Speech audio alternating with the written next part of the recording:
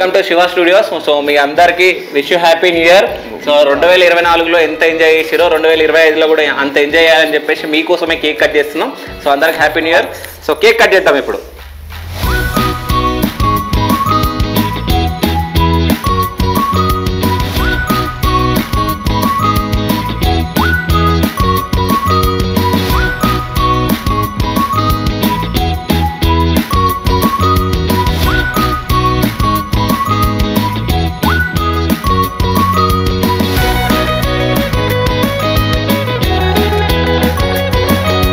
So 25ని welcome పలుకుతూ మేమైతే cake cut చేసినాం. సో 2024లో అంటే వీళ్ళు ఏమేం చేసారో అంటే వాళ్ళ అనుభూతులు ఏందో ఒకసారి మనం అడిగి తెలుసుకున్నాం. సో ఫస్ట్ ప్రకాష్ అన్న, wish you happy new year.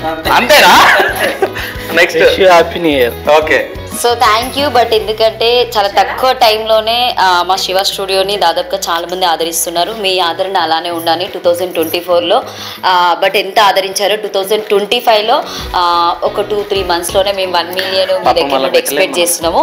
So మా ఛానల్ అయితే ఎవరైతే చూస్తున్న వాళ్ళందరికీ సో మనస్ఫూర్తిగా మీ సక్సెస్ ఎప్పుడు మా సక్సెస్ మీరు ఎప్పుడు కోరుకుంటున్నారు, మీ సక్సెస్ కూడా మేము ఎప్పుడు కోరుకుంటూ నూతన సంవత్సర శుభాకాంక్షలు తెలియజేసుకున్నాం. Thank you so much once again. So next Prashant. Shiva స్టూడియోస్కి ఎప్పుడు ఇలాగే తోడు ఉండాలని ఇంకా సబ్స్క్రైబర్లు రావాలని కోరుకుంటూ happy new year. Thank you so much Prashant. Next మా తమ్ముడు. ఈ శివ స్టూడియోస్ నన్ను ఆదరించినందుకు ఎంతో కృతజ్ఞత కోరుకుంటున్నాను. సో ఇట్లానే ఇంకా ఎదగాలని, అంచెలంచెలుగా ఎదగాలని కోరుకుంటూ ఎప్పుడు మీ శివప్రసాద్ ఇలానే ఉంటాడు. అందరికీ హ్యాపీ న్యూ ఇయర్. కానీ మేము అప్పుడు ఉన్నప్పుడైతే మమ్మల్ని మస్తు మంది అన్నారు, కానీ ఇప్పుడు మేము చేస్తున్నాం కదా ఒక్కొక్కరికి తెలుస్తుంది ఇప్పుడు మేము అంటే ఏందో. మస్తు మంది తొక్కినారు మమ్మల్ని, కానీ కష్టాలు ఉన్నప్పుడు మా వాడు మస్తు దాదుకుని మమ్మల్ని. నిజంగా అందరు బాగుండాలా, మా వాడు ఎట్లా చూసుకుంటున్నాం మిమ్మల్ని అందరూ అట్లనే చూసుకోవాలని కోరుకుంటున్నాం. థ్యాంక్ యూ రా. అందరికీ happy new year. So aunty మా దగ్గర వర్క్ చేస్తుంది. ఆంటీ పేరు పద్మ. బట్ మేము అంటే ఇప్పుడు నేను కొత్తగా ఆంటీ అని పిలుస్తున్నా కానీ సో మా ఛానల్లో పనిచేసే వాళ్ళందరికీ ఒక అమ్మలాగా. సో ఆమెనే మా అందరికీ ఫుడ్ పెడుతుంది.